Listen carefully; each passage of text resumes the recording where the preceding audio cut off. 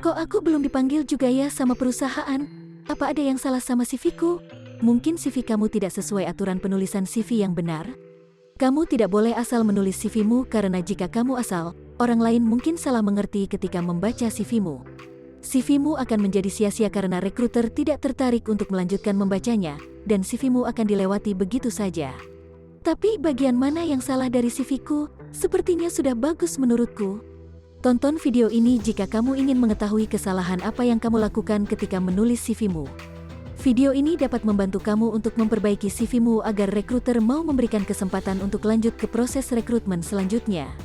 Kamu juga bisa nonton video Minli yang ini untuk mengetahui hal yang penting diketahui dalam menulis CV. Ingin tahu kesalahan kamu dalam menulis CV?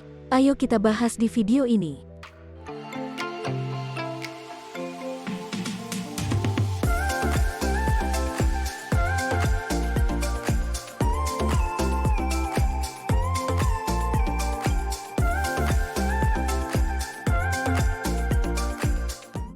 Hai Sobat 5, balik lagi sama Minli di sini. Di video kali ini, Minli akan membahas mengenai 5 kesalahan dalam menulis CV. Mengirimkan CV adalah tahapan pertama dari proses rekrutmen yang menentukan apakah rekruter mau mengenal kamu lebih dalam atau tidak. Jika rekruter menemukan kesalahan saat scanning CV-mu, maka rekruter tidak ingin melanjutkan untuk membacanya. Tentu kamu tidak ingin CV-mu dilewati begitu saja, tanpa dibaca secara detail terkait kualifikasimu. Jangan sampai kesalahanmu dalam menulis CV membuat kamu tidak mendapatkan pekerjaan yang kamu inginkan, atau bahkan tidak dipanggil untuk proses selanjutnya. Yuk simak penjelasan Minli supaya kamu dapat lolos ke tahapan selanjutnya. Tertarik untuk mendengar penjelasan Minli? Jangan lupa like, share, dan subscribe ya. Saat menulis CV, mungkin kamu tidak menyadari bahwa hal-hal ini sebetulnya merupakan kesalahan yang tidak boleh ada dalam menulis CV-mu. CV-mu mungkin memiliki kesalahan ejaan dan tata bahasa dan kamu tidak menyadari itu. Ejaan dan tata bahasa penting kamu perhatikan karena hal tersebut yang dapat menyampaikan pesan dan maksud dari kalimat yang kamu tulis.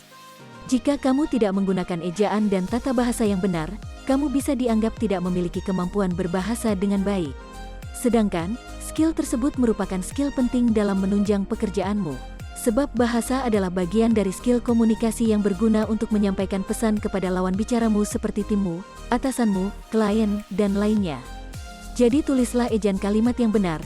Jika kamu tidak mengetahui kata atau kalimat mana yang termasuk baku, kamu bisa mencari di kamus online yang terpercaya. Jika kamu menulis menggunakan bahasa Indonesia, perhatikan juga struktur kalimatnya sesuai dengan SPOK. Jika kamu menulis dengan bahasa Inggris, kamu harus sesuaikan dengan grammarnya. Saat menulis bagian biodata diri atau bagian headline CV-mu, jangan sampai kamu tidak menulis informasi email dan nomor telepon. Informasi ini berguna untuk menghubungimu apabila rekruter tertarik untuk melanjutkanmu pada tahapan selanjutnya. Alamat email dan nomor telepon juga berguna untuk memberikan informasi seputar proses rekrutmenmu. Jika kamu tidak mencantumkan keduanya, kamu akan kehilangan kesempatan untuk diproses sebab rekruter tidak tahu bagaimana cara menghubungimu. Tentu kamu harus mencantumkan alamat email dan nomor telepon yang aktif, percuma saja jika kamu mencantumkan nomor dan email yang sudah tidak aktif. Jika kamu tidak memiliki email, segera buat email, dapat melalui Gmail, Yahoo, dan lainnya. Gunakanlah alamat email yang sesuai namamu agar rekruter mengingat dengan mudah. Setelah menulis headline, kamu akan menulis terkait background pendidikanmu. Kesalahan yang sering dilakukan adalah menulis background pendidikan dari SD sampai tingkatan terakhir. Hal ini tidak perlu dilakukan, karena membuat CV-mu menjadi tidak efektif. Hal ini juga akan memakan banyak ruang di CV-mu. Kamu cukup memasukkan pendidikan terakhirmu saja. Jika kamu sudah memiliki gelar master, kamu tidak perlu memasukkan background pendidikan S1-mu. Namun, jika pendidikan S1-mu relevan dengan posisi yang dilamar, dan memiliki kontribusi yang signifikan membantu kamu untuk mendapatkan kerja, kamu dapat mencantumkannya. Kesalahan lain yang sering dilakukan ketika menjelaskan tentang dirimu adalah menggunakan kalimat pasif, bukan kalimat aktif. Menulis dengan kalimat pasif dapat membuat CV kamu terlihat lemah dan kurang efektif dalam menyampaikan kualifikasi dan pengalamanmu. Kalimat pasif dapat membuat rekruter sulit mencerna apa maksud dari kalimat yang kamu sampaikan dan malah membuat bingung rekruter. Contoh kalimat pasif yaitu, sebuah tim yang terdiri dari 10 karyawan dikelola oleh saya dan peningkatan penjualan sebesar 15% tercapai, atau Program pelatihan baru untuk karyawan baru dikembangkan dan diterapkan oleh saya. Dibandingkan kamu menulis dengan kalimat pasif, lebih baik kamu menulis dengan seperti ini, mengelola tim yang terdiri dari 10 karyawan dan mencapai peningkatan penjualan sebesar 15%, atau mengembangkan dan menerapkan program pelatihan baru untuk karyawan baru. Kalimat aktif lebih menonjolkan subjek yang melakukan tindakan, sehingga lebih menunjukkan keberhasilan yang dicapai.